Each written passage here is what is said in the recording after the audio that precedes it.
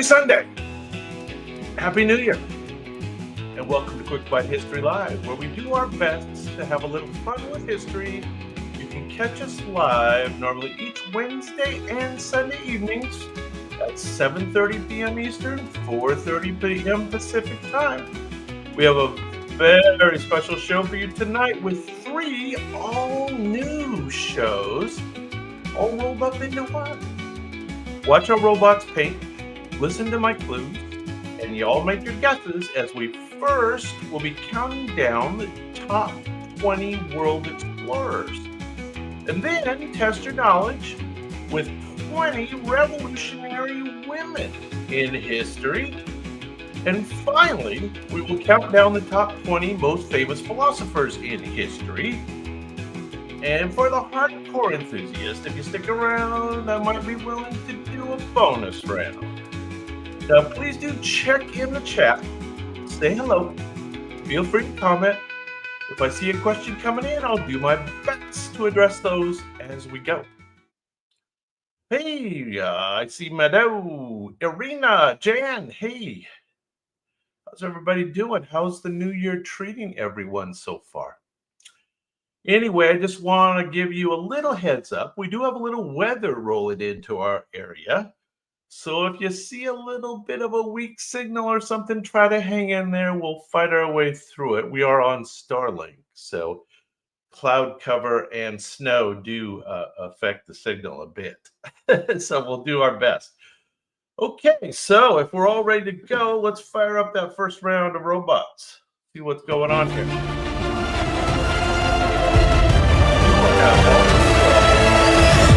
Hopefully you like that. Okay, well, you guys know the rules. Robots do the painting. You do the guessing. I give a few clues along the way. This first category, we're going to be counting down the 20 top world explorers. So here we go. He was born in Portugal, but led expeditions for Spain.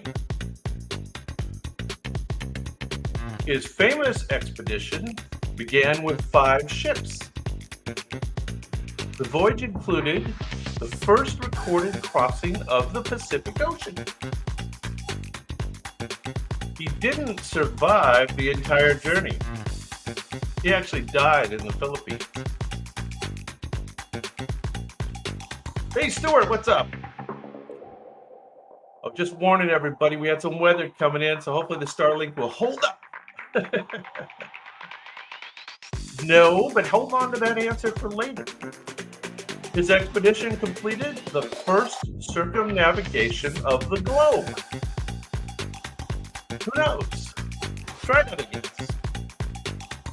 Try that again. Close.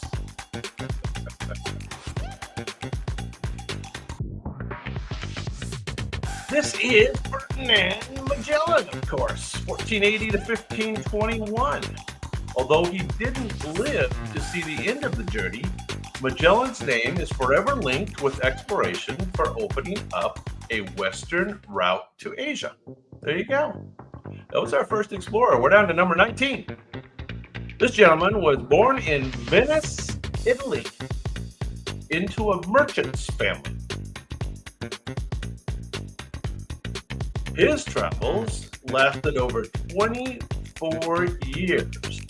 It took him to the court of Kublai Khan.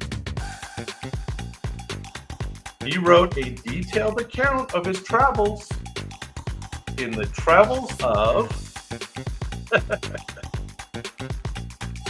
I'm not going to tell you. His journey inspired future explorers, including Christopher Columbus. There you go. You got it, man. Oh, definitely. You got it. His journey inspired future explorers. He is one of the earliest Europeans to document life in China. There you go. And yes, you got it. This is indeed Marco Polo, 1254 to 1324. A nice old age. Let's see. Marco Polo's book became one of the most important travel chronicles of the Middle Ages. So there you go, Marco Polo. Very good. Down to number 18. Changing gears a little bit here. He served as a eunuch admiral under the Ming Dynasty. His fleet of treasure ships was the largest in the world at the time. Who's this? His voyages took him as far as Africa and the Arabian Peninsula. Anybody know who this is? He helped to spread Chinese influence and established trade routes. I'll give you the dates, 1371 to 1433. Any guesses? He led 7 epic voyages across the Indian Ocean.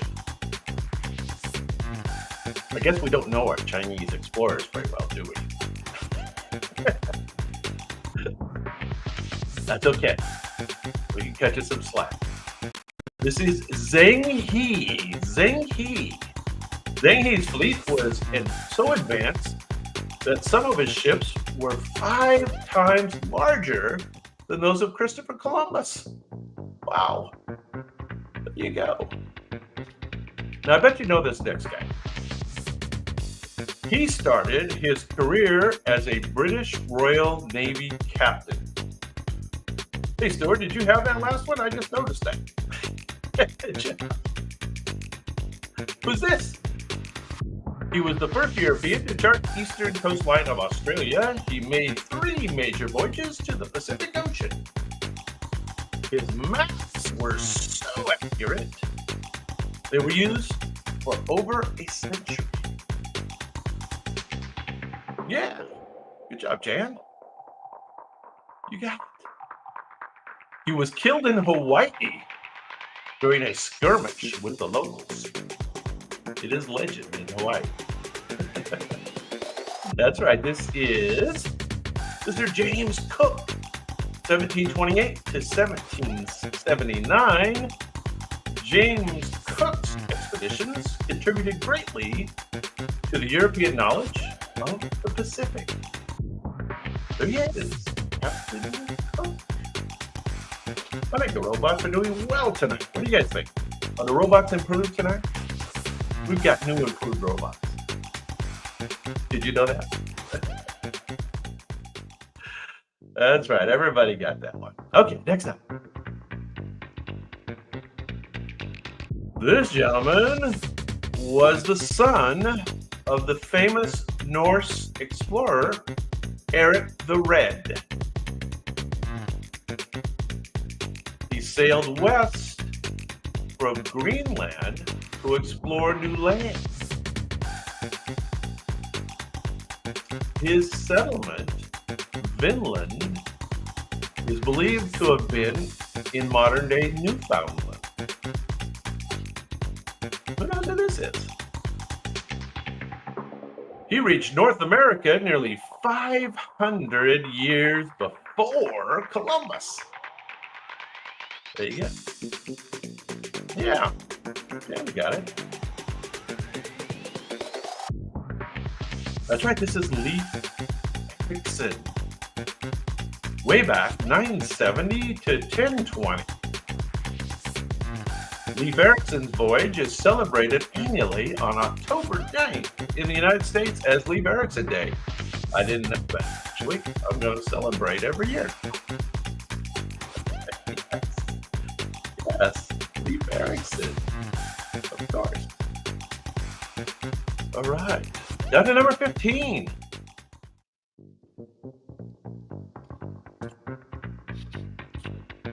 Keeping in the Scandinavian area, this gentleman was born in Norway, but much later, 1872, and inspired by polar exploration from a young age.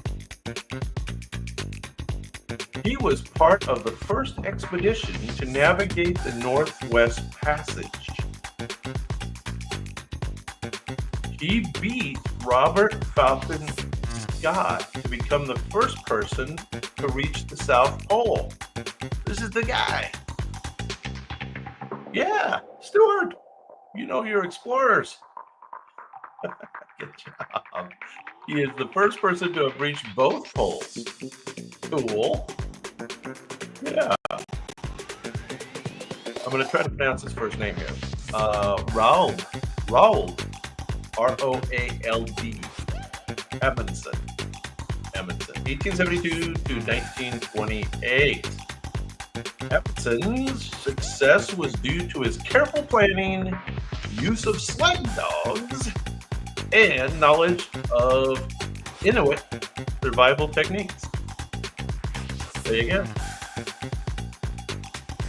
Amundsen. Next up is number 14.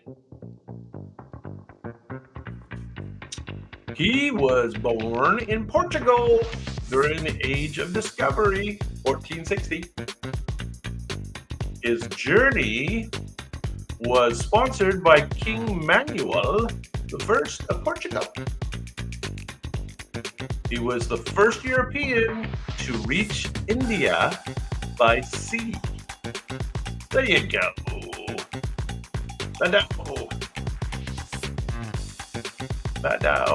That's it. He kind of looks like Christopher Columbus, yes, but no. His route around Africa opened a vital trade route to Asia. His success cemented Portugal's role as a dominant maritime power. Yes, indeed, this is Vasco da Gama. Yes, there he is. Vasco da Gama. Doesn't really look like it. Not that we know. Let's see. The spices that Vasco da Gama brought back from India made him extremely wealthy. There you go. They'd do anything for that sugar and stuff. What was it? They needed something to take out the bad taste of the meat, right? Next up, number 13. He was born into a noble family in Spain.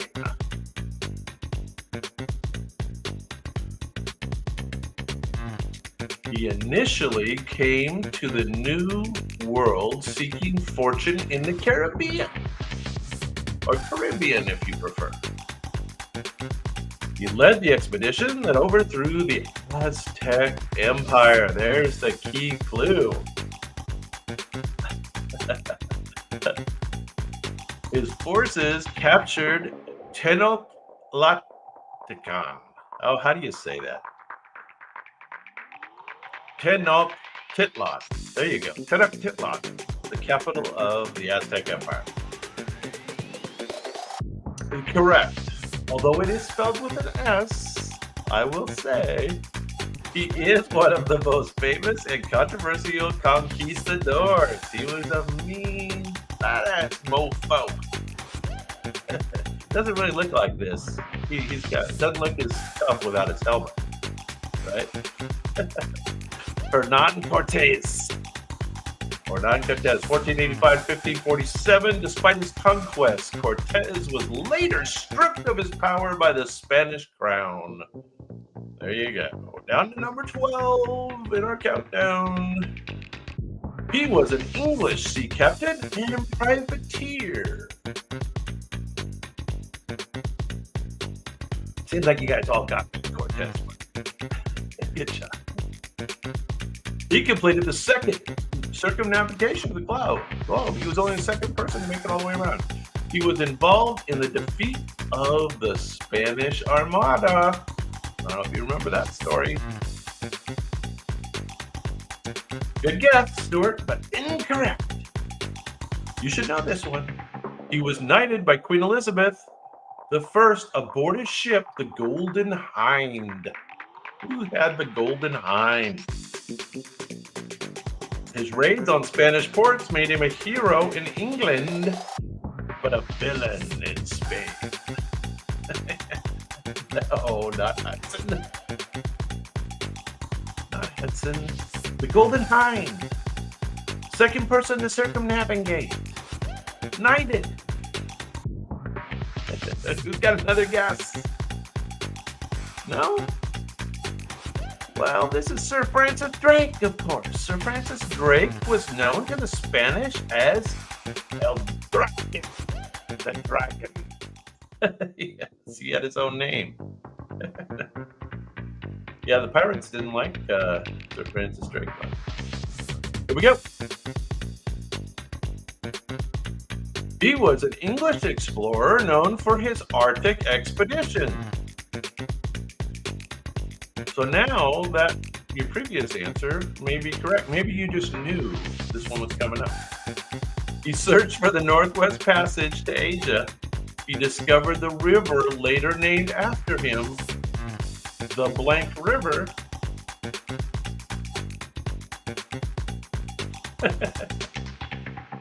His crew mutinied and set him adrift in a small boat. There you go. Yes. Just keep answering that. He explored parts of the modern-day Canada and the northeastern U.S. Yes, indeed. This is Mr. Henry Hudson, 1565 to 1611. Hudson Bay, Hudson Strait, and Hudson River are all named after him. Henry Hudson. There he is. Very good. Okay, we're down to number 10. 10 more. 10 more explorers. Top 10. Coming up.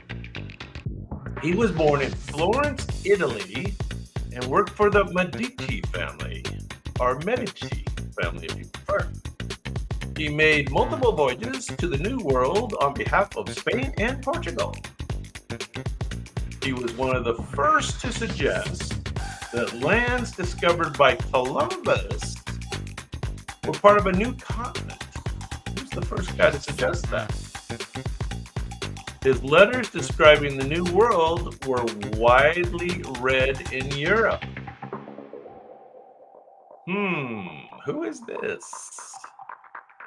Who did those things? The Americas were named after him. There you go. Who is it?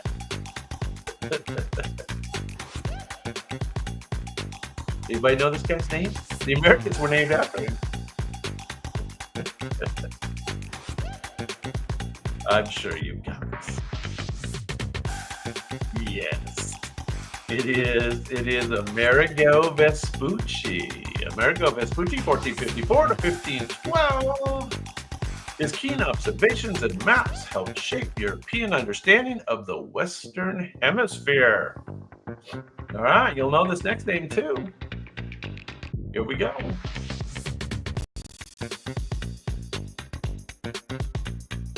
He was a Spanish explorer who sailed with Christopher Columbus on his second voyage. I didn't know that part. He became the first governor of Puerto Rico. He led the first European expedition to Florida. Who knows this one? Who knows this one? He is famous for his quest for the mythical Fountain of Youth. Yes, he is. He named Florida, meaning land of flowers. Who knows who this is? Ooh, Pedro Nino. Never heard of him. No, the Fountain of Youth guy. You guys know. Juan Ponce de Leon. Ponce de Leon, of course, 1474 to 1521. Although we never found the Fountain of Youth, Ponce de Leon's expeditions paved the way for future settlement of the region. There you go. Next up, another Englishman. Or actually, he was Scottish. He was a Scottish missionary and explorer of Africa. He sought to find the source of the Nile River. I remember, I can't remember whether I listened to a book on tape or watched a video of this a lot when I was growing up. But it captured, I was very interested in it. It captured my imagination. He was the first European to see the Victoria Falls. Yes. Dr. Livingston, I presume. He became famous for his phrase, I preceded my clue. Dr. Livingston, I presume, was found by a journalist, Henry Morton Stanley. There you go. Everybody remember his first name? What's Mr. Livingston's first name? He worked tirelessly to end the East African slave trade. I don't know if you knew that. This, of course, is David Livingstone, or Dr. Livingstone, 1813 to 1873. Livingstone's reports and writings helped open Africa to further exploration and missionary work. Okay, next up, our first duo. They were American explorers who led the Corps of Discovery expedition. They were commissioned by President Thomas Jefferson. They explored the western United States after the Louisiana Purchase. I'm sure you guys know who this is. They were guided by Sacagawea. Sacagawea. At least that's the way I pronounce it. A Shoshone woman. A Shoshone woman. Their expeditions reached the Pacific Ocean. Yes, Luigi and Clark. Correct. Luigi. I think he's in jail now, isn't he, Luigi? Lewis and Clark. The Lewis and Clark expedition provided detailed maps and valuable knowledge about the region's geography, flora, and fauna. There they are. Susan, what's up? Lewis and Clark, of course. Okay, we're down to number 6. Famous explorers. He was a Portuguese explorer during the Age of Discovery. He was the first European to sail around the southern tip of Africa. The first one. His voyage opened up the sea route to Asia or Portugal. This must have been before Da Gama. He named the southern tip of Africa the Cape of Storms, later renamed the Cape of Good Hope. Who remembers who did this? Anybody know? I like Luigi and Clark better. So we're going to go with that. Good job, Stuart. Although according to my robots, it is spelled with an S instead of a Z. That's unusual. Bartholomew Diaz. 1450 to 1500. Diaz's voyage helped establish Portugal's dominance in spite of trade with Asia. In the spice trade, Sounds like he was right before Da Gama. Next up, number 5. He was born in Genoa, Italy, and later he moved to England. He sailed under the English flag and was commissioned by King Henry VII. Born in Italy, but I guess he must have had a British mother or father or something. He explored the North American coast in 1497. Interesting. He believed he had found a new route to Asia. He is credited with the discovery of parts of modern day Canada. Now, who remembers who this is? Englishman born in Genoa, Italy, sailed around North America before Hudson, before those guys. This is earlier, born 1450, passed in 1499, so a contemporary of Columbus, really. Anybody remember? This is Mr. John Cabot. Yeah, there you go, Stuart. You got it. Cabot's successful voyage laid the groundwork for later English claims in North America. There you go. Oh, man. I thought this guy was English, but I guess he's New Zealand. He was born in New Zealand. He served as a navigator in the Royal New Zealand Air Force during World War II. And here's the key clue. He climbed many of the tallest peaks in the Himalayas. Who's this dude? He reached the summit of Mount Everest in 1953. Who knows? Anybody remember who this is? He was the first confirmed climber to reach the summit of Mount Everest with Tenzing Norgay. Must have been his helper or his partner. Excuse me, partner. Emery is not correct. Who was the first guy to do nodding? Yeah, Sherpa Tenzing, but Sir Edmund Hillary, of course. Sir Edmund Hillary. After his famous ascent, Hillary devoted much of his life to humanitarian work in Nepal. There you go. Okay, we're down to the top 3 explorers of all time. He was a Moroccan explorer and scholar. He began his travels with a pilgrimage to Mecca. He traveled through Africa, the Middle East, Central Asia, and China, all the way back in 1304 to 1369.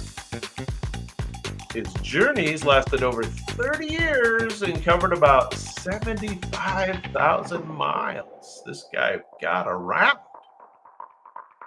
So who's the guy that got around in the new Islamic or Muslim caliphate? I don't know what you call it. Muslim world. His travel accounts were compiled in the Rila, a famous work of world travel literature. Everybody remember who this is? Famous explorer, number 3 on the list. Ibn Battuta. Yeah, there you go, Susan. Stuart, you got it. Ibn Battuta. Battuta's travels provided a detailed account of life in the 14th century across many different cultures. All right, number 2. He was an Anglo-Irish explorer known for his Antarctic expeditions. He joined Robert Falcon Scott's Discovery Expedition. His ship, Endurance, was trapped and crushed by the ice. Scary fate. He led a miraculous rescue mission across hundreds of miles of ice and sea. Anybody remember this story? His leadership skills during extreme adversity made him a legendary explorer. So I guess this guy's story of the rescue is the most important part of his history. Going once, Tom Cran, no. This is Ernest Shackleton. Ernest Shackleton, 1874 to 1922. Despite failing to reach the South Pole, Shackleton's story of survival is one of the greatest feats of endurance in exploration history. Hence, the robots put him in that spot. Now, number one is no joke, but the robots did an interesting picture of him. He was born in Genoa, Italy. He believed he could reach Asia by sailing westward across the Atlantic Ocean. He made 4 voyages to the New World. I like this picture. The robots have gone out of the way. Yes, but now it is. It is. The robots have really done an interesting picture of him. He is credited with opening up the Americas to European exploration. And yes, indeed, this is Mr. Christopher Columbus. 1451 to 1506. Although Columbus never realized he had discovered a new continent, his voyages changed the course of history and led to the European colonization of the Americas. At least Columbus still has the number 1 spot. Even though he really wasn't the first, that was Lee Bergson. And then the other guy got the name Amerigo Vespucci. Oh well. Okay, well, you guys did pretty good at those explorers. Not bad. Not bad at all. All right. Everybody's hanging in there. I don't know. The service is probably a little slow. I apologize for that. Nothing I can do. Nothing I can do about it. What's up next?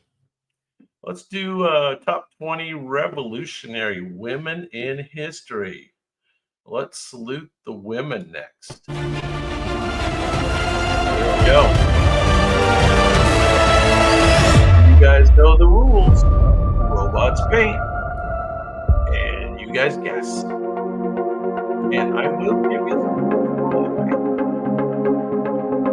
And we'll do a countdown again. So in theory, the robots will pick number 1 women in history. Here we go. She was the daughter of the famous poet Lord Byron. She worked closely with Charles Babbage on his analytical engine. Her notes contain what is considered the first algorithm designed for a machine. She envisioned a future where machines could process not only numbers, but music and images. What? She was right. Yeah, Stuart, good job. Let's see. She is often considered the world's first computer programmer. There you go. Ada Lovelace. 1815 to 1852. Ada's work remained largely unrecognized until the mid-20th century, when her contributions to computer science were fully appreciated. There you go, Ada Lovelace. That's her. Robots are on point tonight. There she is. And you got it. Okay, number 19. This is an interesting one. She was an Austrian-born Hollywood actress, known for her beauty. She had a secret passion for science and invention. During World War II, she co-developed a frequency hopping technology to prevent signal jamming. Holy smokes. Her invention laid the groundwork for modern wireless communications. These guys were all ahead of their time. VAD. welcome. Yes, you got it. Good job, buddy. She is hailed as a pioneer of both cinema and technology. Yeah. Yes, indeed. This is Eddie Lamar. Eddie Lamar, 1914 to 2000. Eddie Lamar was inducted into the National Inventors Hall of Fame. Little known fact. There you go. Eddie Lamar. How about that? Interesting story. These women are crazy. All their inventions portained a future. Anyway, you know this one. She was born in Tuskegee, Alabama. Drove through there recently. On my way down to Destin. She worked as a seamstress before becoming a civil rights icon. Her arrest for refusing to give up her bus seat sparked the Montgomery bus boycott. She became known as the mother of the civil rights movement. Yeah, I know. Good job. Her actions led to the Supreme Court ruling that segregation on buses was unconstitutional. There you go. And yes, Stuart, you have it as well. This is Rosa Parks, 1913 to 2005. Rosa Parks' simple act of defiance became one of the most significant symbols of the American civil rights movement. Rosa Parks. She is a revolutionary woman herself. That's right. Next up is number 17. She was born into a peasant family in Domremy, France. She claimed to have received visions instructing her to lead France to victory. She led French forces during the 100 Years' War. Good job, buddy.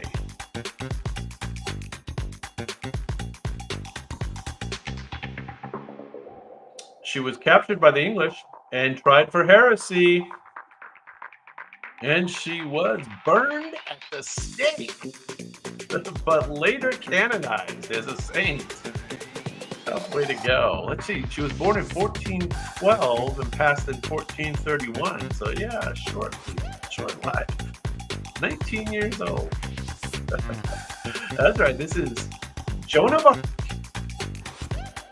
Joan of Arc became a national heroine of France and a symbol of French unity and nationalism. Joan of Arc. There she is.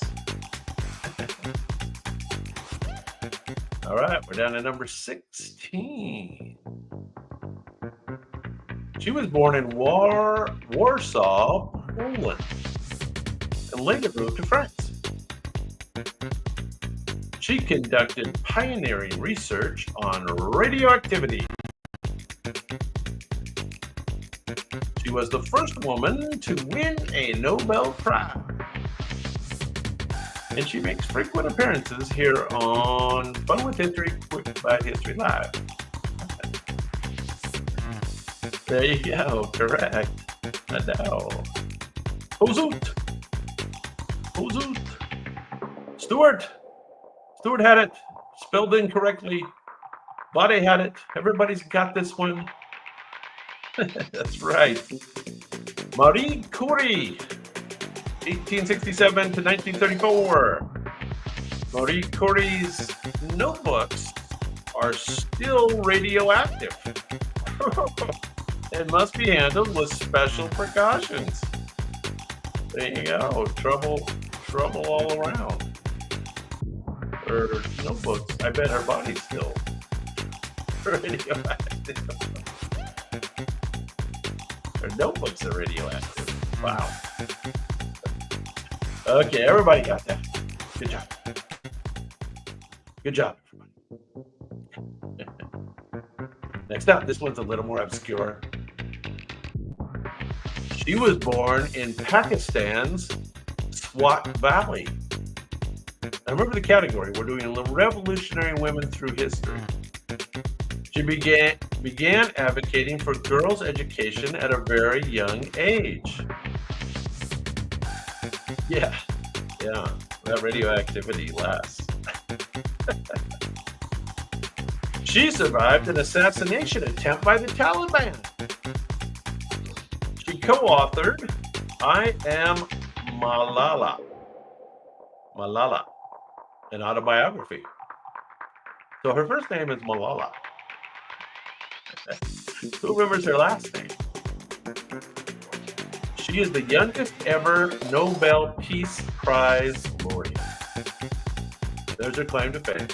Born in 1997. Young pup. Anybody remember the story? Pakistan Swat Valley. I am Malala. Youngest ever to win the Nobel Peace Laureate Prize. Malala Yousafzai.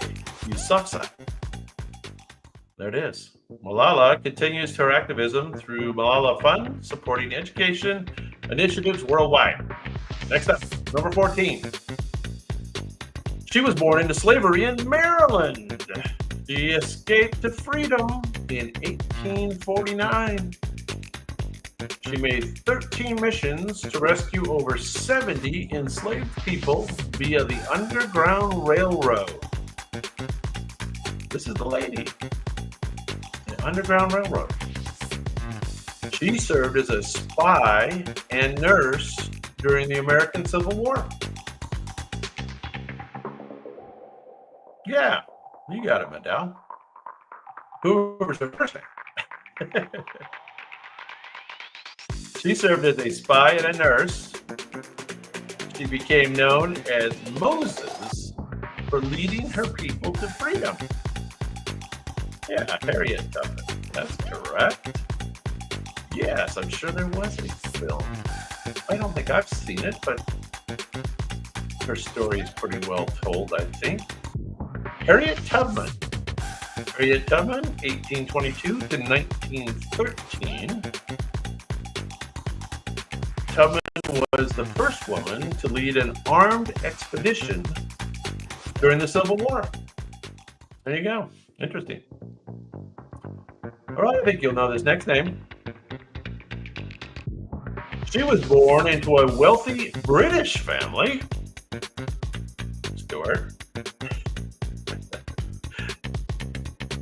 She chose to pursue nursing despite societal expectations. She improved sanitation and reduced death rates in military hospitals during the Crimean War. How about that? Did you know it was the Crimean War? Yes, you're all getting it. Pozu. The word. Everybody knows. Crimean War. I didn't know that. She founded the first scientifically based nursing school. Cool. She is considered the founder of modern nursing.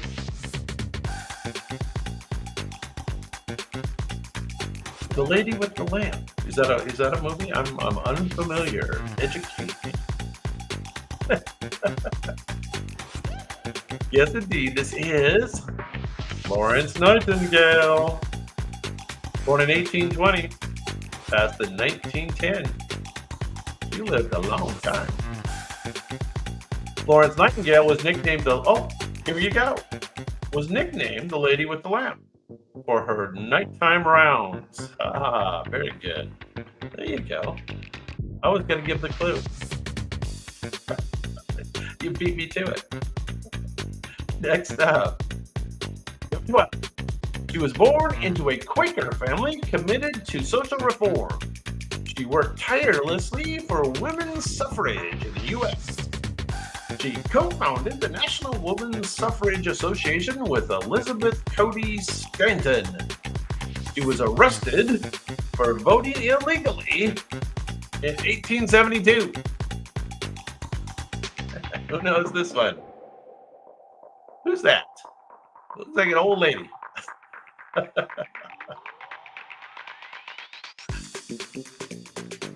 Co-founded women's suffrage. She played a key role in securing women's right to vote, although she didn't live to see it. Bummer.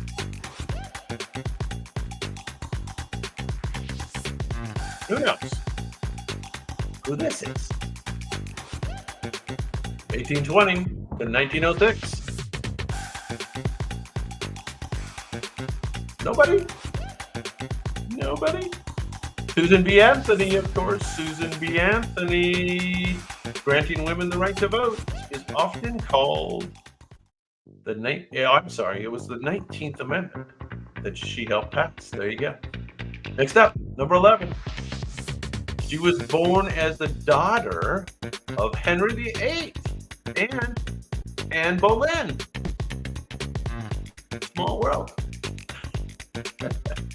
She survived political intrigue and imprisonment before becoming queen.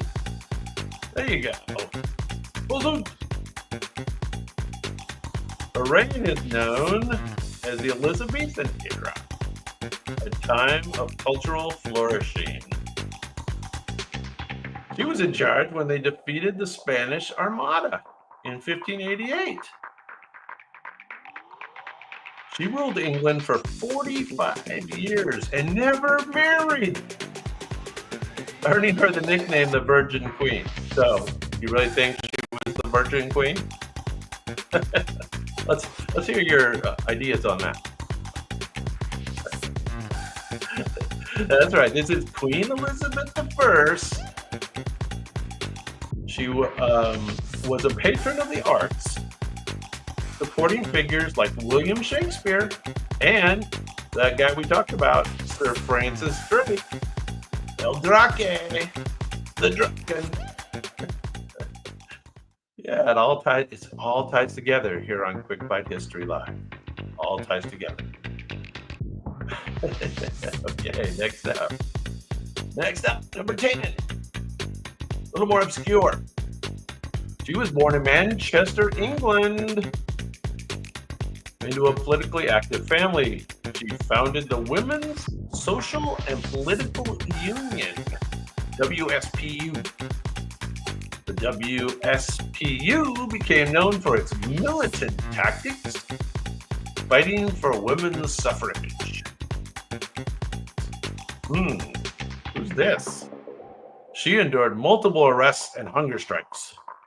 She was a key figure in securing voting rights for British women. Anyway, she was born in 1858, passed in 1928. Born in Manchester, WSPU. I'm going to leave it to you guys. I have no idea. I do have the answer in front of me, though. I can tell you what the answer is. Margaret. No. Oh, Stuart has it. Emmeline Pankhurst. Yes, indeed. She was named one of the 100 most important people of the 20th century by Time magazine. And she made it to our list as the top 20 revolutionary women. So there you go. Well, that's more important. Next up, she was born in Prussia and later became Empress of Russia. She overthrew her husband, Peter III, in a coup to take the throne. Did you know that? Her reign saw the expansion of Russian territory and influence. She championed the arts, education, and modernization of Russia. I think we all know who this is, don't we? She was the longest ruling female monarch in Russian history. Yes. Everybody's getting it. This indeed is Catherine the Great. Now, did you know that she overthrew her husband? How about that? Despite being an autocrat, Catherine corresponded with Enlightenment philosophers like Voltaire and Diderot. From rumors, she did more than correspond. Don't know if you've heard that. A bit more than correspond. She was not the Virgin Queen. That was someone else. Yes. All right. Next up. That was Catherine the Great, of course. She was born in Mexico City and suffered polio as a child. A bus accident in her teens left her with lifelong injuries. Polio, then a bus accident. Not a good start. Her self-portraits often depicted her pain and identity. Yeah, Madame, good job. Her self-portraits often depicted her pain and identity. She was married to famous muralist Diego Rivera. Did you know that? She is known for her unique style, blending surrealism, folk art, and feminist themes. And that's really true if you're familiar with her article. She does blend all those things together. Everybody's getting it, I think. Very good. Yes, this is Frida Kahlo. I think I'm pronouncing that right. Frida Kahlo, 1907 to 1954. Frida Kahlo became a symbol of resilience and empowerment, inspiring artists and feminists worldwide. Frida Kahlo. There you go. She was number 8. So now we're down to number 7. She worked as a nurse and a social worker before becoming a pilot. She set numerous aviation records, including being the first woman to fly solo across the Atlantic. She was a founding member of the 99s, an organization for female pilots. Yeah, got it. She disappeared over the Pacific Ocean during an attempted circumnavigation. Disappeared. She remains one of the most iconic figures in aviation history. There you go. There you go. It is Amelia with an A, and then Earhart with an E. Almost should be opposite, right? Amelia Earhart, 1897 to 1939, when she disappeared. Amelia's legacy inspired countless women to pursue careers in aviation and space exploration. There you go. Number 7. Now making her 10th appearance on Quick Bite History Live is number 6. She was born into the Ptolemaic dynasty of Egypt, or if I don't pronounce the T, Ptolemaic dynasty of Egypt. She became co-ruler of Egypt at 18 alongside her younger brother. She had relationships with Julius Caesar and Mark Antony. Got around a bit. Oh, you guys all knew. You guys knew it from when I said they're making her 10th appearance. She was fluent in several languages and was known for her intellect. Yeah, that's how I know her. She is famous for her dramatic death by snake bite. Very dramatic. Pretty good picture by the robots, too. If I do say so. They did nice on this. This indeed is Miss Cleopatra. 69 BCE to 30 BCE, so that made her 39 years old. Cleopatra was the last active pharaoh of Egypt, and her reign marked the end of the Hellenistic era. There you go. Now, fair warning on number 5. I don't think the robots did that great a job on the painting, so listen to the clues. Sorry for that clarification. She was the niece of President Theodore Roosevelt. She defined the role of First Lady by actively engaging in politics and social issues. She chaired the committee that drafted the Universal Declaration of Human Rights.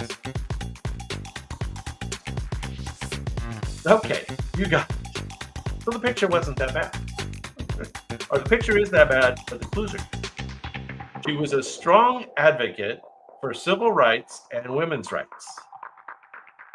She continued to work as a diplomat and activist after FDR's death.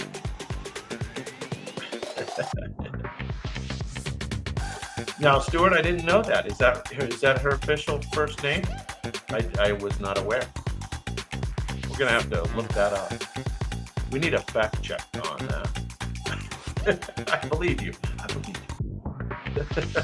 That's right. This is Eleanor Roosevelt. A Roosevelt. From 1884 to 1962, she held regular press conferences exclusively for female reporters, promoting women's participation in journalism. There you go. Number 4.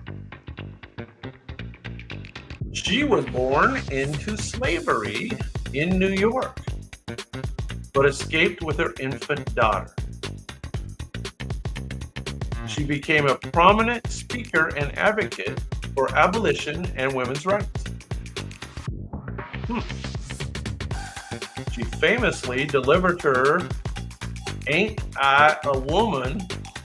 I said that pretty good. "Ain't I a Woman?" speech in 1851. She worked tirelessly to help freed slaves during the Civil War. Who knows who this is? Any guesses? She was one of the first African American women to win a court case against a white man. Wow. I think the robots did a good job on the painting. 1797 to 1883. Any guesses? Going once, going twice. This is Sojourner Truth. Yeah, there you go. Truth. Sojourner Truth. Sojourner Truth's speeches were powerful not only for their content, but for her commanding presence and deep voice. There you go. We're down to the top 3 revolutionary women. She became Queen of the United Kingdom at just 18 years old. Her reign lasted 63 years, longer than any previous British monarch. There you go. She presided over a period of industrial, cultural, and scientific progress. She became known as the grandmother of Europe due to her many descendants. But she was not the Virgin Queen. Correct. You guys got it. Not the Virgin Queen. The era of her reign is known as the Victorian Age. Think you could get it from that clue? That's right. This is Queen Victoria, born in 1819, passed in 1901. Queen Victoria was the first British monarch to live in Buckingham Palace, which remains the royal residence today. There you go. Queen Victoria. We got 2 left.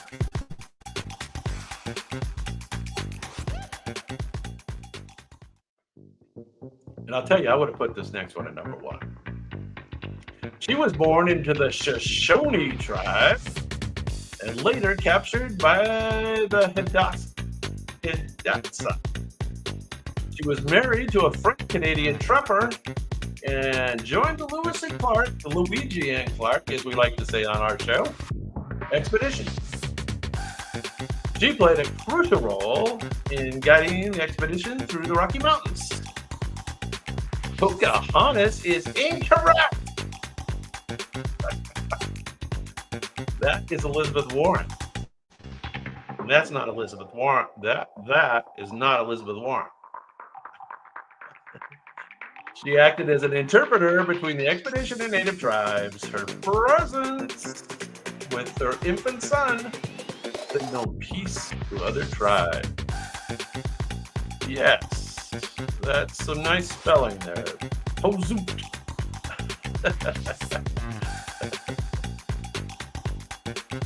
Yes, but you are correct. This is Sacagawea, as I like to say. I'm not sure I got that pronunciation right, but that's the way I say it. Sacagawea, 1788 to 1812. Her contributions were so significant that the U.S. minted a dollar coin in her honor. There you go. And now this is number one, but I don't know why. A little more obscure. She was born in New York and received a progressive education for a woman of her time. She organized the first women's rights convention of Seneca Falls in 1848. She worked closely with Susan B. Anthony to advocate for women's suffrage. Her Declaration of Sentiments demanded equal rights for women, including the right to vote. She was a key figure in early American women's rights movements. This is what's actually more obscure. This is like she worked with Susan B. Anthony. Yet the robots put her number one. Don't know why. David, oh, how'd you know? Good job. That's right. Elizabeth Cady Stanton. How about that middle name? Cady. Elizabeth Cady Stanton. Her writings and speeches laid the foundations for the eventual passage of the 19th Amendment, granting women the right to vote. Wow, once again, you guys did pretty well. I'm thinking both those first two categories, you guys were batting at least 67. Nice job. All right, well, so I have all three are new rounds tonight. They're all fresh baked. So our next one is the 20 most famous philosophers. So if you're ready for that, I'll throw it up on the stage here.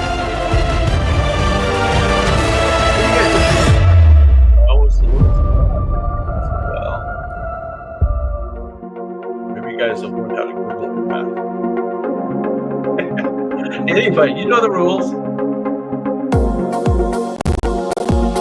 Yes, you look younger than my picture. I know. I am younger than my pictures. I'm getting younger every day. Anyway, these are philosophers, so we're rocking and rolling. Here we go. Number 20. He was born in Italy and joined the Dominican order. He sought to reconcile faith with reason. His most famous work is Summa Theologica. You guys said that right. He integrated Aristotelian philosophy with Christian theology. So that's interesting. Well, so I'm not sure if you've got it or not. I think it's spelled correctly, not your friend there. He is considered one of the greatest medieval philosophers. And probably the key clue is he integrated Aristotelian philosophy and Christian theology. So there you go. That's the main clue, I think. And he was a priest. Oh, you did it in French. This is Thomas Aquinas. 1225 to 1274. Aquinas' philosophical became a cornerstone of the Catholic education and still studied in seminaries today.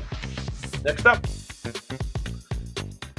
This philosopher was born in Geneva, spent much of his life in France, as we all do. His ideas on human nature emphasized a return to simplicity. That sounds good. His famous works include The Social Contract and Emile. Hmm. His thoughts on social contract influenced the French Revolution. Yeah. You guys know. Vade. Mr. Philosopher, obviously. That's right. You know. You know who this is. Yes, this is Jean-Jacques Rousseau. Jean-Jacques Rousseau. 1712 to 1778. Rousseau's philosophy on education shaped modern theories of childhood development. Interesting. All right. Number 18, a household name. Coming. Bye, Rousseau. See ya. Next up. He was born in Prussia and studied classical philology. There you go. He is famous for the declaration, God is dead. Who said that? His works include Thus Spoke Zarathustra. Zarathustra. And Beyond Good and Evil. He developed key concepts like Übermensch and eternal recurrence. Who knows who this is? Übermensch. He is often associated with existentialism and nihilism. There's the key clue. Yes. That's all right. That's part of the game. It's hard to type. And we enjoy seeing what autocorrect puts in the chat. Part of the game. Part of the game for sure. Nietzsche's ideas were misused by later political movements, though he himself opposed nationalism. Friedrich Nietzsche. There you go. Next up, he was an English philosopher and physician. He is known as the father of liberalism. His works include 2 treatises of government and an essay concerning human understanding. His ideas on liberty and government influenced the American and French Revolution. I'd say this was a consequential philosopher. He emphasized the importance of natural rights, life, liberty, and property. Correct. Stuart is correct. Excuse me 1 second.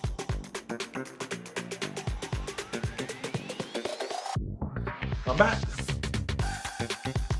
Yes, indeed. This is Mr. John Locke. Born in 1632, passed in 1704.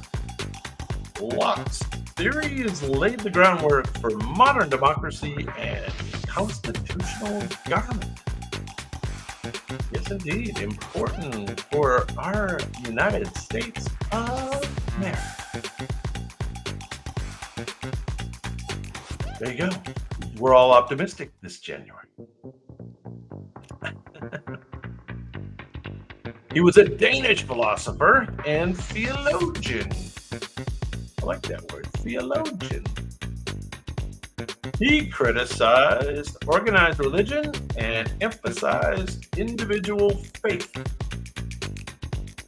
So, he was okay with faith, just not organized religion.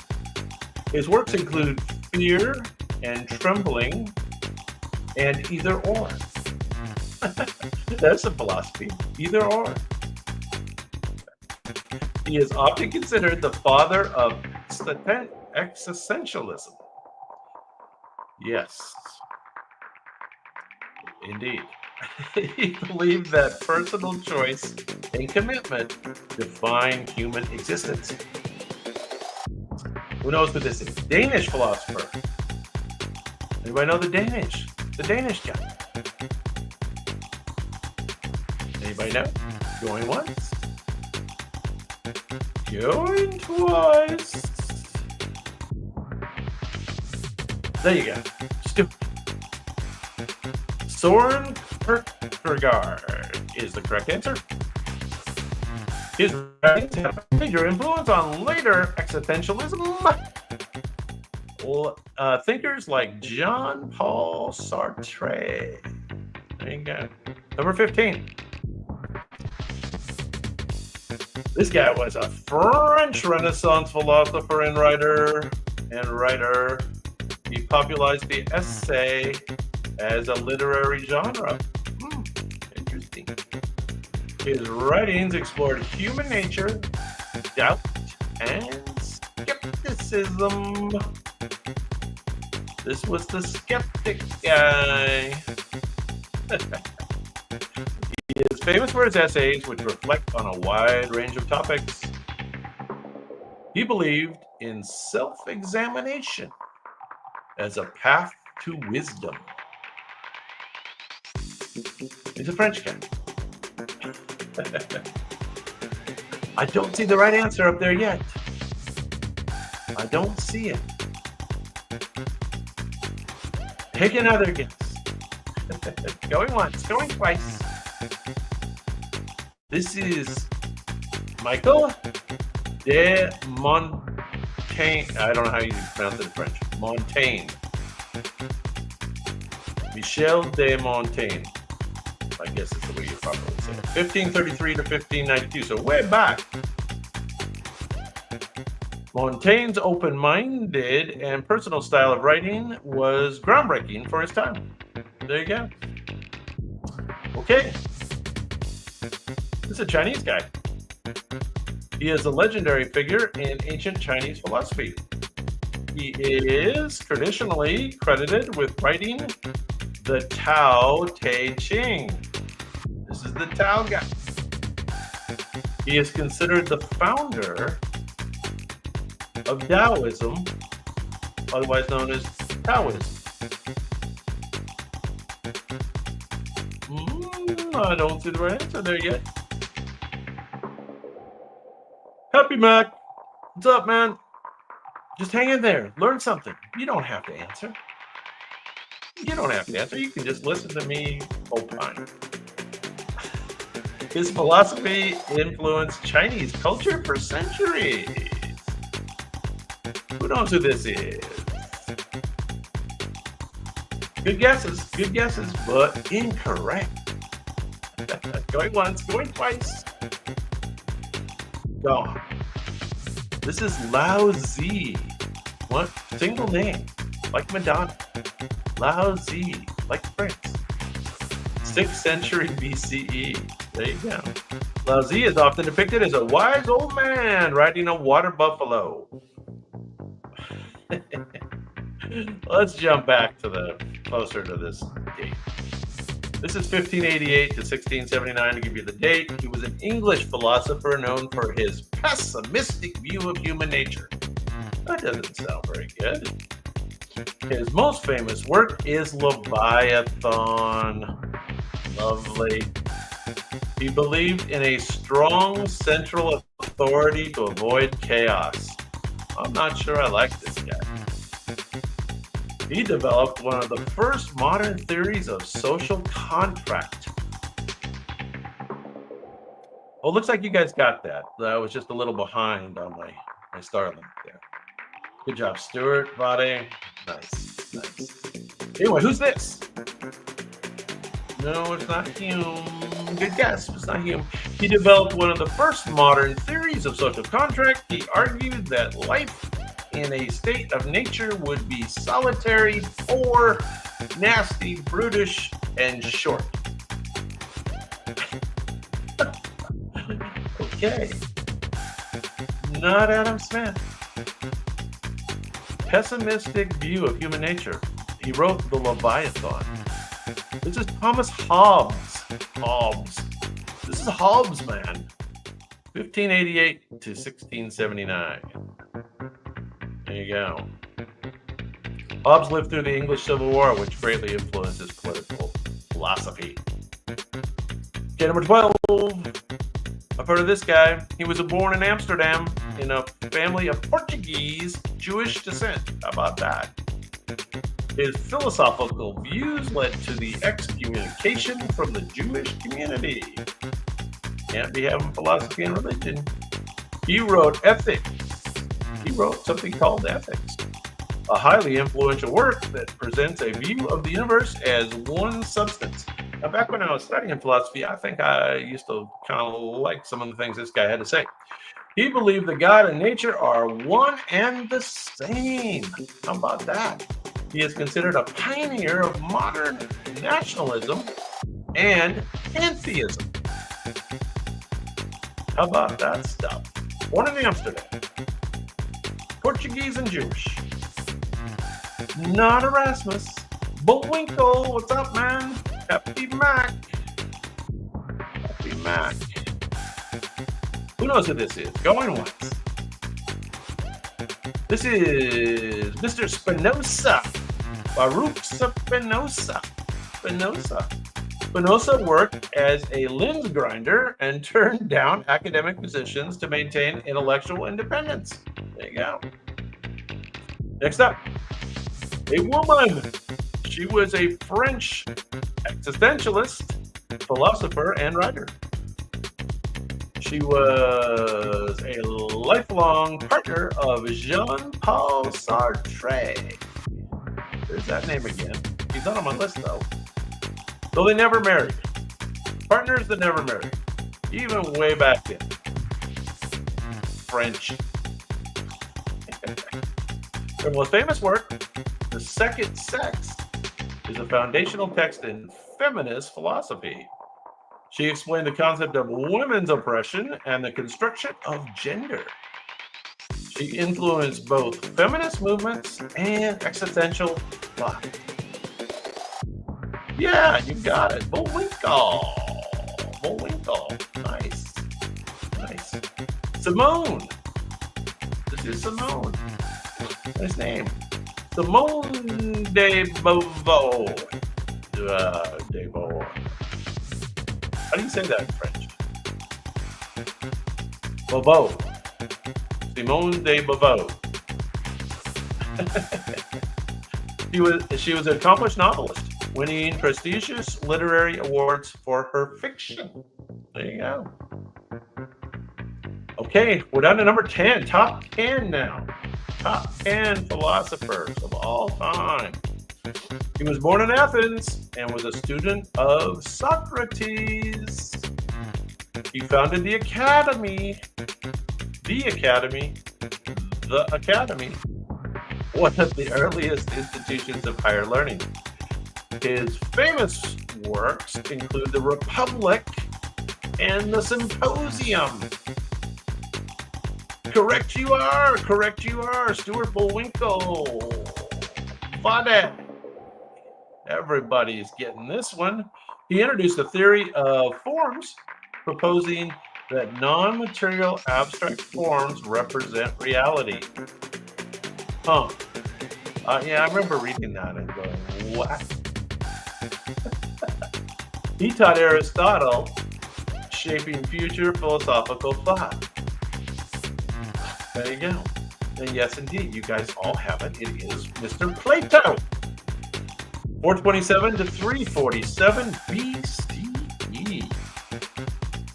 Plato's Academy lasted for nearly 900 years, influencing generations of philosophers. There you go, Plato. Nice. Number 9. This gentleman was born in Stagira, a town in northern Greece. He studied at Plato's Academy for 20 years. He was a tutor to Alexander the Great.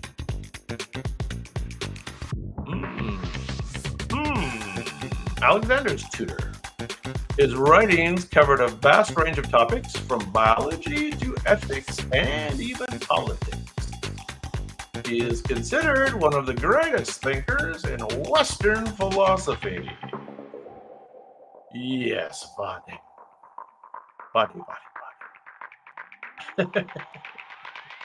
Looks just like him, right? All the photos that we have of him, looks just like him.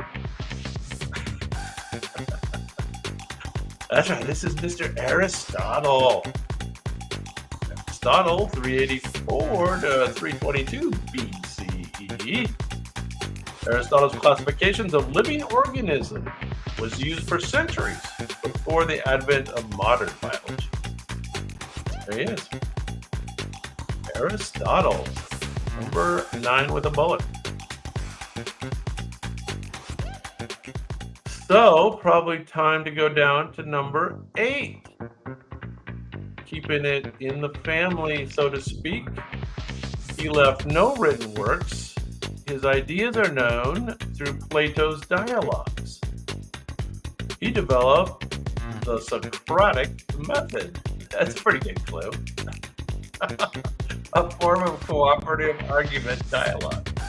He was sentenced to death by drinking hemlock for allegedly corrupting the youth of Athens. We forget about that part. He believed in questioning everything to arrive at the truth and wisdom. He is considered the father of Western philosophy.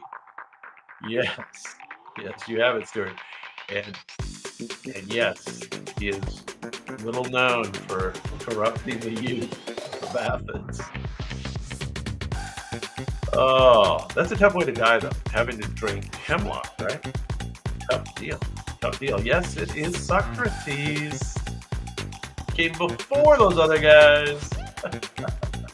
Socrates' death has inspired later philosophers to question authority and explore ideas of justice and ethics. No doubt.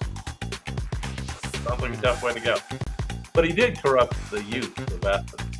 So there's that. Okay, we're down to number 7. Top philosophers of all time. Now, I do have to say I've never heard of this guy.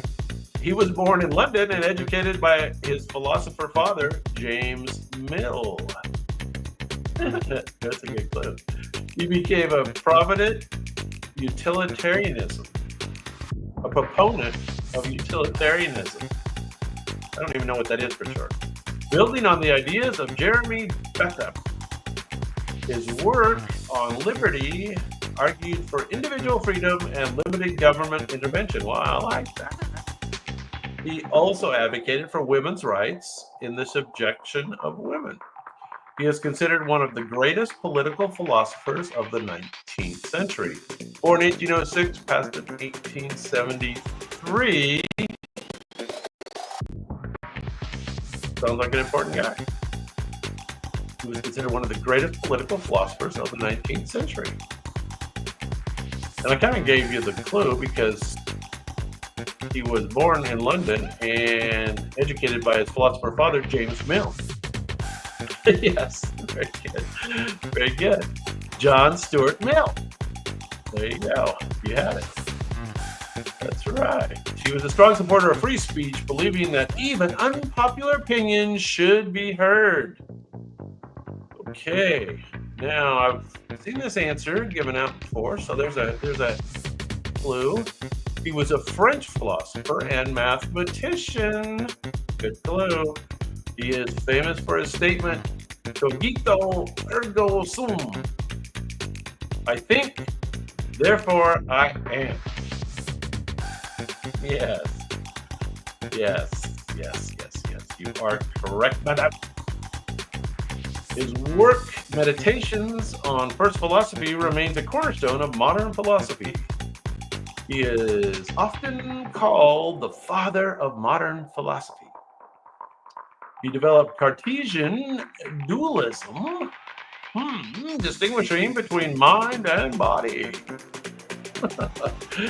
Sounds sophisticated. And yes, you do have it correct. This is Mr. René Descartes. I gotta work on my French pronunciation. I gotta take like a little French refresher online here. Descartes, his work also influenced the development of modern science and mathematics, especially through the Cartesian Christian geometry. There you go. Okay, Descartes. Rene. I got the Rene part. Next up. I think I saw this answer earlier. He was a Scottish Enlightenment philosopher known for his empiricism. Sorry. He argued that human knowledge arises from experiences rather than reason. His famous works include a treatise of human nature and an inquiry concerning human understanding. Very official sounding. He was skeptical of religion, influencing later secular philosophers. He is considered one of the greatest figures in the history of Western philosophy. All right. Who knows? No, it's not Mr. Smith. He was a Scottish Enlightenment philosopher, known for his empiricism. Oh, Stuart has it. Mr. David Hume, 1711-1776. Hume's views on cause and effect influenced later thinkers, including Immanuel Kant. Next up, you'll recognize this gentleman. He was born in Trier, Prussia, and studied philosophy and law. He co-wrote the Communist Manifesto with Friedrich Engels. His work, Das Kapital, critiqued capitalism and laid the foundation for something theory. There you go, Vlade. His ideas led to the development of socialism and communism. He believed that class struggle was the driving force of historical change. Class struggle. Yes, you have it. It's a good picture, too. Robots are on point. Mr. Karl Marx, 1818 to 1883. Marx's ideas inspired revolutions and political movements around the world, including the Russian Revolution. Karl Marx. There you go. There you go. Yeah, he worked with Friedrich Engels. Next up. He was born in Austria-Hungary and later worked in England. His early work, Tractatus Logico Philosophicus, sounds Latin. My Latin's weak. Aimed to define the relationship between language and reality. He later revised his views in Philosophical Investigation. Oh, that was the name of the book. Philosophical Investigations. One of the most influential works in philosophy of language. He believed that philosophical problems arose from misunderstandings about language. There you go. Connection between philosophy and language, obviously, is an important part of his story. He is considered a central figure in the 20th century analytical philosophy, 1889 to 1951. So he's a recent guy. Anybody know who this is? Got the hair going. This is Ludwig Wittgenstein. Or Wittgenstein, if you prefer. He gave away his inheritance to live a simple life focused on philosophy. There you go. Number 2. He was born in the Lu state of ancient China. His teachings on ethics, governance, and family values have become the foundation of his philosophy emphasized respect for elders proper conduct, and social harmony. Yes, you all have. This is all the way back in 551 BCE. This is as far back as we go. His ideas were collected in a work known as the Analects. His influence remains strong in East Asian cultures. Wow, interesting. Family value, proper conduct, social harmony. That's right. This is Confucius. Confucius's teachings laid the groundwork for China's civil service system, which lasted for centuries. You're familiar with the China's civil. We'll do a movie on that. Yes, Confucius. There he is.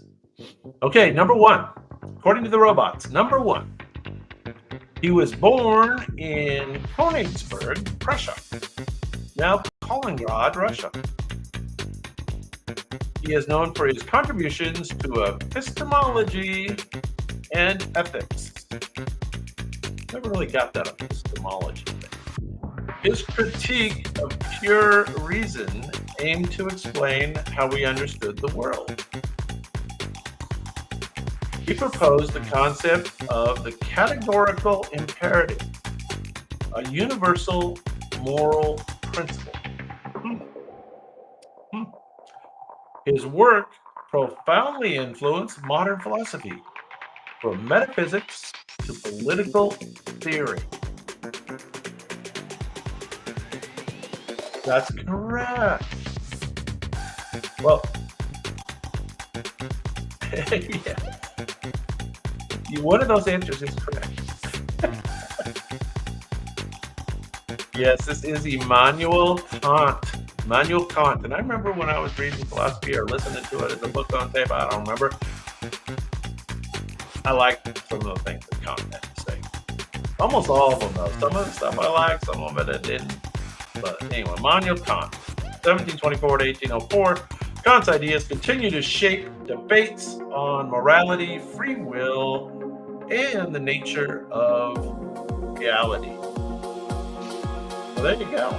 Immanuel Kant. So we did 3 rounds. Those were all friends. Yeah, I know there's a few people in here. You guys want to stick around? Let's go ahead and do a bonus round. What do you say? You guys up for it?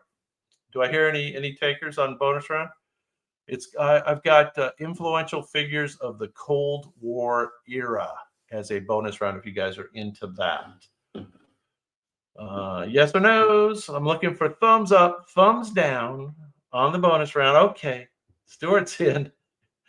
Stuart's in. You guys can decide if you want to hang around or not. Here we go. We are going to do influential figures of the Cold War era. Can I reduce the music? I might be able to reduce it. This is a different video file. Let me know if the music's still too loud for you. How's the music? Let me know. Thumbs up, thumbs down. I'll try to reduce the music if it's too loud for you. I'll tell you what, I'll reduce it anyway. There we go. Okay, he was born in Georgia, not Russia. He became the leader of the Soviet Union after Lenin's death. Cool. Glad we got that settled. I'll make an adjustment next time. He ruled with an iron fist and initiated several purges of political enemies. He led the Soviet Union through World War II. Pretty easy one, huh? Talk about a distinctive figure. Robots can't really screw that one up, can they? I don't think so. They got that one. He was responsible for collectivism of agriculture, which led to mass famine. Yeah, Papa Joe. Joseph Stalin. There he is. Nice picture. 1879 to 1953. Joseph Stalin's reign left a lasting impact on the Soviet Union, marked by both industrial progress and extreme repression. Yes, indeed. These are Cold War figures. If you don't Remember, we're doing Cold War figures. He was born in Missouri and worked on his family farm before entering politics. He became vice president under Franklin D. Roosevelt. He made the decision to drop the atomic bombs on Japan. This is the guy. He was the architect of the Marshall Plan to rebuild Europe after World War II. Correct. He was a haberdasher. Do you guys know he was a haberdasher? He was a haberdasher. You know what a haberdasher is? He was a haberdasher. His presidency oversaw the start of the Cold War and the Korean War. Yeah. Looks just like him. Good job, robots. That's right. This is Harry S. Truman. Who knows what the S stands for? And Harry S. Truman. Anybody know what the S stands for? Harry S. Truman's foreign policy decisions helped shape the early years of the Cold War. It solidified the United States' role in global leadership. Anybody? I'm waiting for the S. Feel free to pipe in on the S.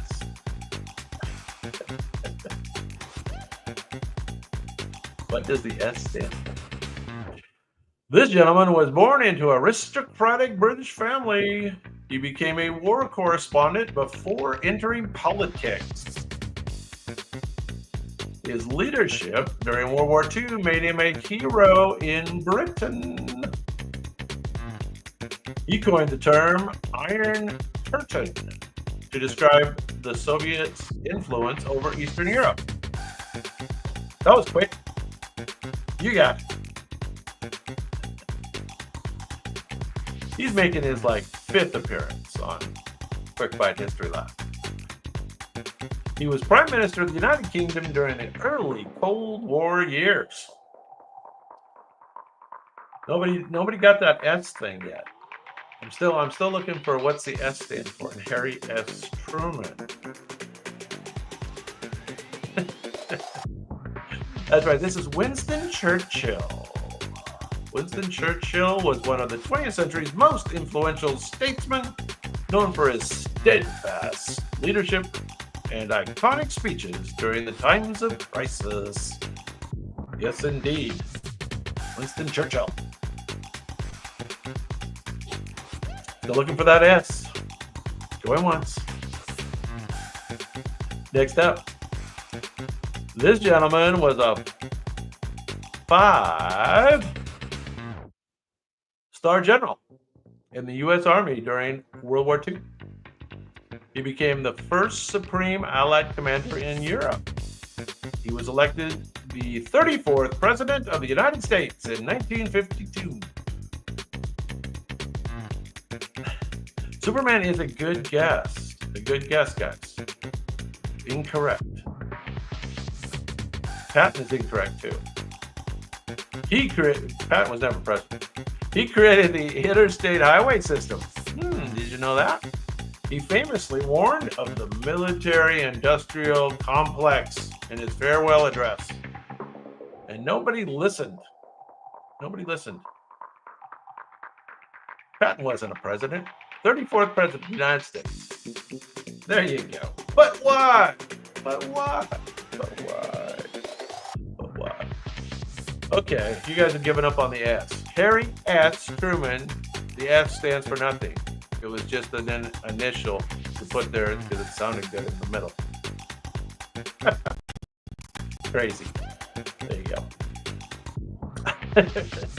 Yes, this is Dwight D. Eisenhower, of course. Military-industrial complex. He warned us. He did warn us. This gentleman rose to power after Joseph Stalin.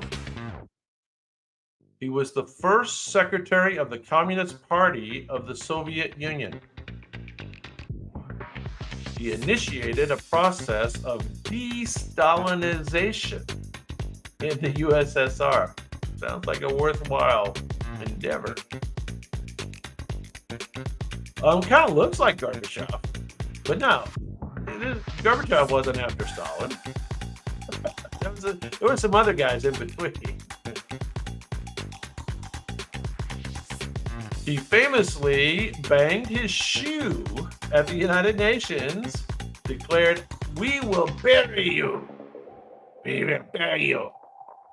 I'm not doing my Russian accent very good. He was leader during the Cuban Missile Crisis. He was the leader during the Cuban Missile Crisis. This picture is excellent. You guys don't know who came after Stalin in Russia? Who knows? Somebody knows. Nikita Khrushchev. Nikita Khrushchev. He played a pivotal role in the Cold War, overseeing both reform efforts in the Soviet Union and tense standoffs with the United States. Mr. Kennedy. There you go. Speaking of the devil, he was born into a wealthy, political, influential family. Not to say he's a devil at all, just a manner of speaking. He was a naval officer in World War II and became a war hero. His presidency saw escalation of the space race between U.S. and USSR. Very good. Does it look more like Robert Kennedy than JFK? Not Robert Kennedy. He was involved in the failed Bay of Pigs invasion. His leadership during the Cuban Missile Crisis is often seen as his defining moment. Yes, indeed. Mr. John F. Kennedy. Who knows what the F stands for in John F. Kennedy? Who knows that? What's the F stand for? Anybody know?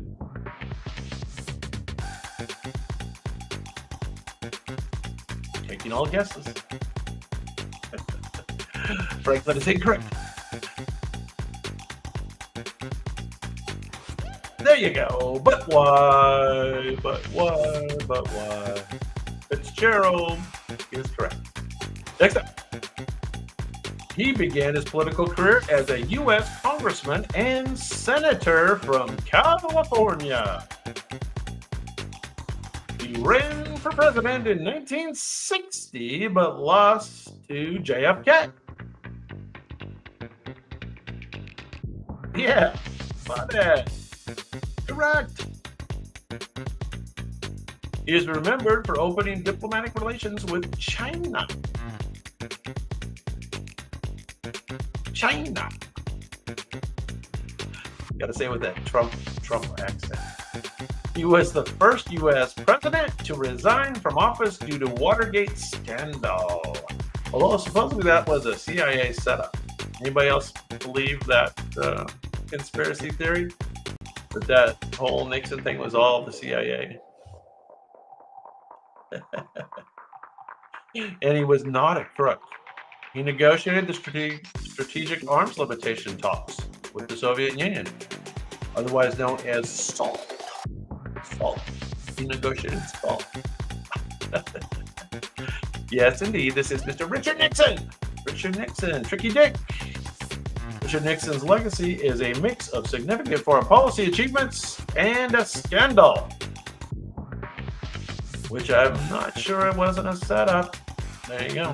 Next up. Important figures of the Cold War is what we're doing. He was born in rural China and became involved in the communist activities as a young man. He led the Chinese Communist Party to victory in the Chinese Civil War. Oh, you guys are too quick. Too quick. Or the robots are just painting on fleek. I think the robots are doing a good job. That must be it. His policies, such as the Great Leap Forward and Cultural Revolution, led to widespread suffering. He is often seen as the founding father of modern China.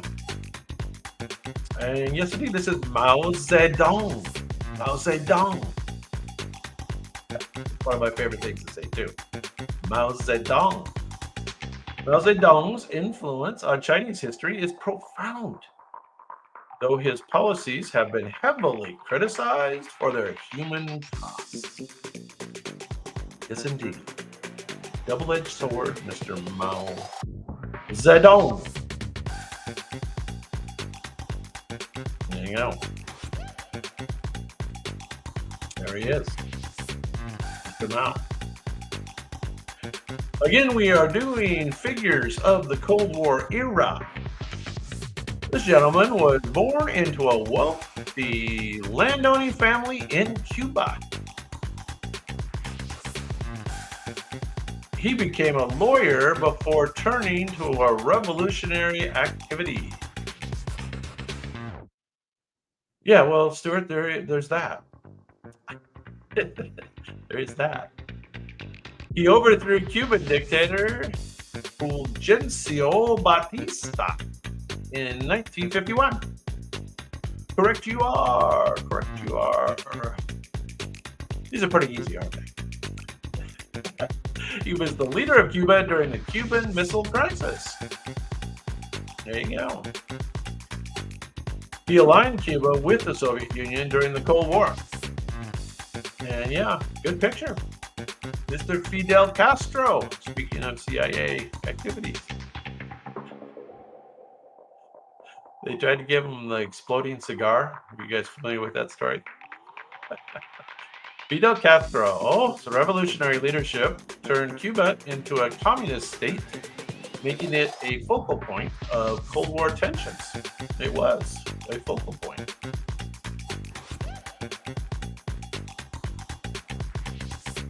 Yes, you guys have an extra layer of censorship over there. That's what it is. They delay everything to make sure what we're saying. All right, I've seen this answer before, but now it's your time. He was born into a small Russian village and rose through the ranks of the Communist Party. He became the General Secretary of the Soviet Union in 1985. He introduced the policies of glasnost, meaning openness, and perestroika, restructuring. There you go. Now it's the Gorbachev hour. Yes, indeed. Time for Mikhail. He won the Nobel Peace Prize in 1990. His leadership continued to the collapse of the Soviet Union. It did. Mikhail Gorbachev.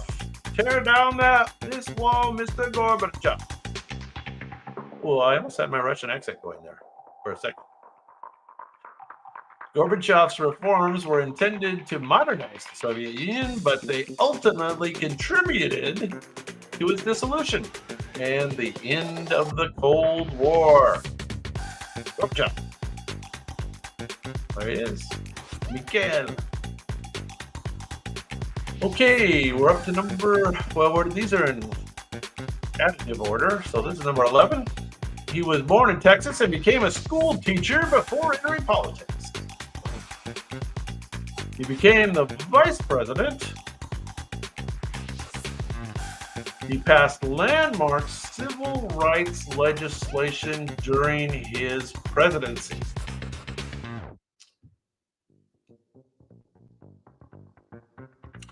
Who knows who this is? He escalated U.S. involvement in the Vietnam War. There you go. I think you were trying to type it there, Meadow. Yes, indeed. His domestic programs were called the Great Society. Great Society.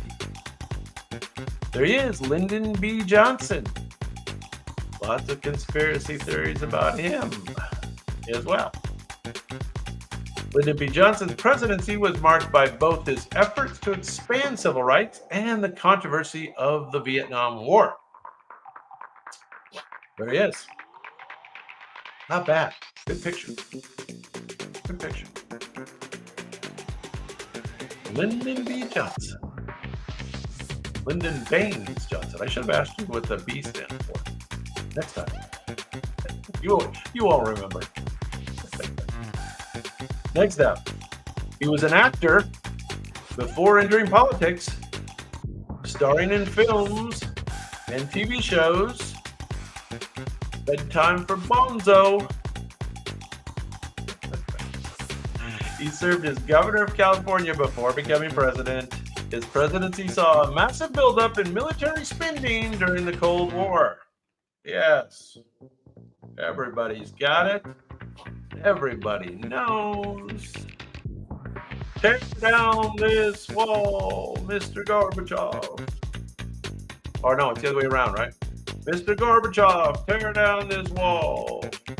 His presidency oversaw the end of the Cold War and the collapse of the Soviet Union. There you go. Supposedly, there's conspiracy theories about him getting shot right after he became president, too. You guys are going to have to read all these conspiracy theories. Read some CIA books. I read too many of them, obviously. Reagan's foreign policy was characterized by staunch anti-communism, and leadership is often credited with hastening the end of the Cold War. There you go. Yeah, Reykjavik. Reykjavik. I can say that.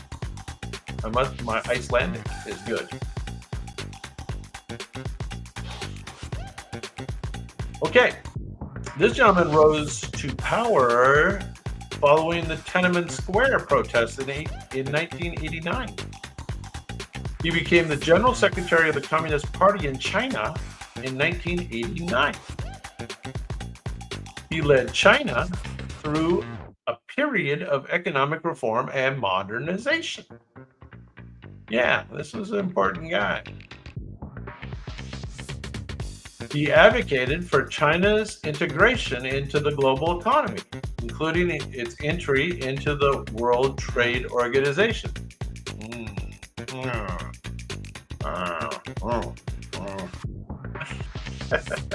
He was China's president during the 1990s, leading the country through a period of significant transformation.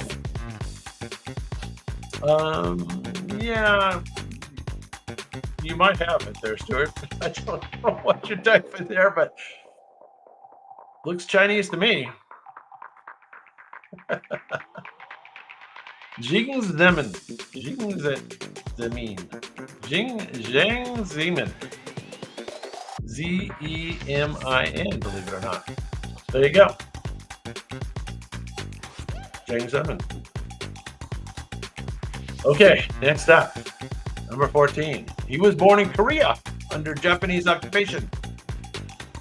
He fought as a guerrilla against the Japanese during World War II. He became the leader of North Korea after its establishment in 1948.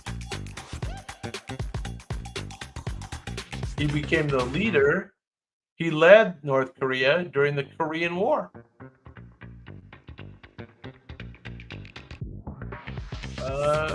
Yes, Buddy has it correct. All those Korean names. He established a totalitarian regime and became known as the Great Leader. There he is, the Great Leader. This is what, the grandfather, I think. Kim Il-sung. Kim Il-sung is correct. Kim Il-sung's rule laid the foundation for the dynastic leadership in North Korea, with his descendants continuing to govern the country until today. There you go. This was the first guy. Kim Il-sung, not Kim Jong. Next up, I think you'll recognize this name.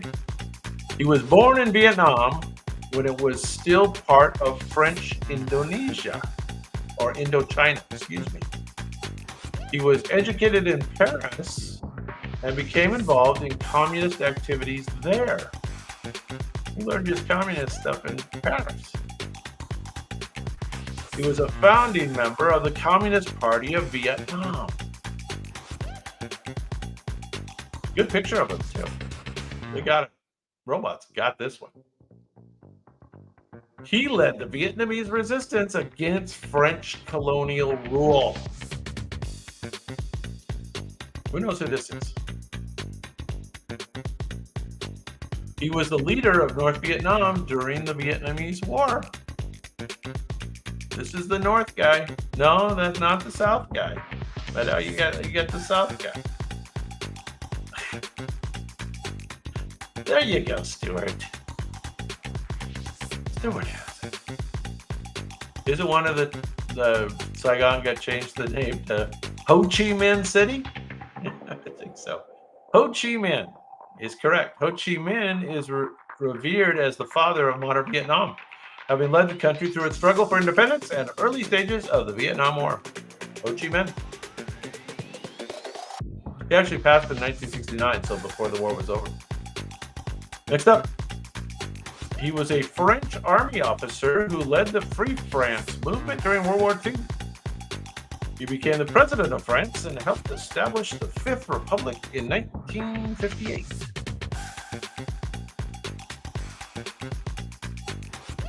He pursued a policy of French independence from influence both U.S. and Soviet Union during the Cold War. That's correct. Correct. You are all correct. He remained a symbol of French national pride and strength throughout the Cold War era. There he is. A dashing photo. Charles de Gaulle.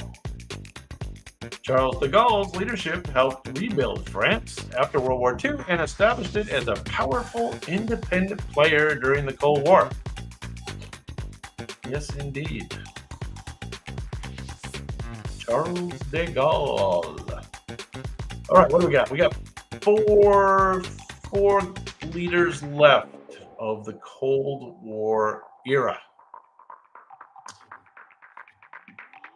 Let's see if you can get this next one. He was born into a prominent Indian family and was educated in Britain. He was a key figure in India's struggle for independence from British rule. He was India's first prime minister after independence in 1947.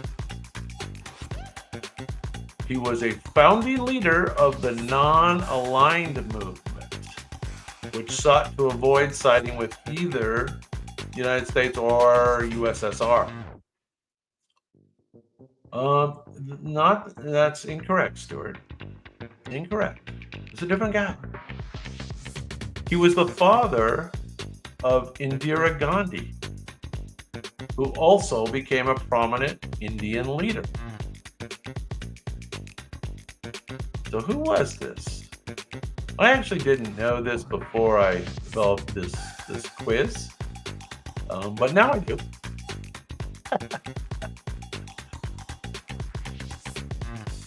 Anybody know? His name is Jawaharlal Nehru. And this is Nehru. So if you've heard wasn't there a Nehru jacket or something? Nehru jacket. Nehru's vision for secular socialist India helped shape the nation's domestic policies and its foreign policy of non-alignment. There you go. Next up. Remember, these are Cold War figures. Cold War figures. He was a military officer who helped overthrow the Egyptian monarchy in 1952. He became president of Egypt and pursued policies of modernization and socialism. He nationalized the Suez Canal, leading to the Suez Crisis of 1956. Yes, that would cause some trouble, wouldn't it? The Brits didn't like that, did they? He was a prominent leader in the Arab world and a champion of pan-Arabism. He maintained a delicate balance act during the Cold War, receiving aid from both the United States and the Soviet Union. Yeah. I don't know about the Hussein part, but you got the first word correct. That is his last name, of course, Nasser. And Gamal Abdel Nasser. Gamal Abdel Nasser. There you go. Nasser was one of the most influential leaders of the Middle East and policies of Arab unity. Da-da-da. Got two left. Key figures of the Cold War. This gentleman was born in a small village in what is now Belarus. He was a Soviet diplomat who served as the Soviet Union's representative at the United Nations. This is what he's most known for, probably. He was known for his participation in arms control negotiations between the US and USSR. But yeah, those SALT treaties and all that we talked about. He served as the Soviet foreign minister for nearly 3 decades, so a constant figure. He played a key role in maintaining Soviet foreign policy during the Cold War and was involved in important negotiations. Anybody know who this is? Kind of not talked about that much, but the name is certainly familiar to me. And I'm sure if I studied some history, contemporary history. Anybody know? This is Andrei Gromyko. Does that sound familiar? Andrei Gromyko. Andrei Gromyko was a key figure in Soviet diplomacy. He is often referred to as Mr. Niet. He always vetoed everything at the United Nations. Mr. Niet. Now you know something. You learn something every day on Quick Bite History Live. That's a fact. All right. You don't need any clues for this one. This is a key figure in the Cold War. I'm just going to let the robots paint this one, and you guys guess. He was a central figure in U.S. foreign policy during the 1970s, especially in relationship to the Vietnam War and Cold War détente. You are correct, Stuart. You are correct. And yeah, I don't think we needed any clues. Very distinctive look, for sure. I don't know. Is he still alive? I think he passed recently, didn't he? Robots seem to think he's still alive, but I'm not sure about that. He negotiated the Paris Peace Accords. So there you go. Henry Kissinger is a highly controversial figure in American foreign policy, known for his realpolitik approach and significant influence on Cold War diplomacy, particularly with China and the Soviet Union. Henry Kissinger. There you go. Well, guys, I think that's got to be it tonight. We ended up doing 4 rounds. Holy smokes. Thanks for hanging out. Thanks for hanging with me tonight. Hopefully we had some fun. Yeah, I think you passed too. Anyway. Well, anyway, hopefully you guys had a little fun tonight, and you'll come back and see me on Wednesdays and Sundays. We'll add that back to the stage. And so it sounds like the music was a little high on the first 3 rounds, so we'll adjust that down a little bit. Sorry about that. Hopefully it didn't throw you off too much. What else is going on? You guys having a good start to the year? Everything going smoothly for you? We're kind of looking forward to a change of power over here in the United States. We'll see what happens tomorrow. We've got to vote to certify the elections. We'll see how that goes. Yeah, it was good. It was a good one. Everybody take it easy tonight. All right, guys. I'm gonna call it a night. We'll put that new jingle on for us. We'll say see you later, alligator.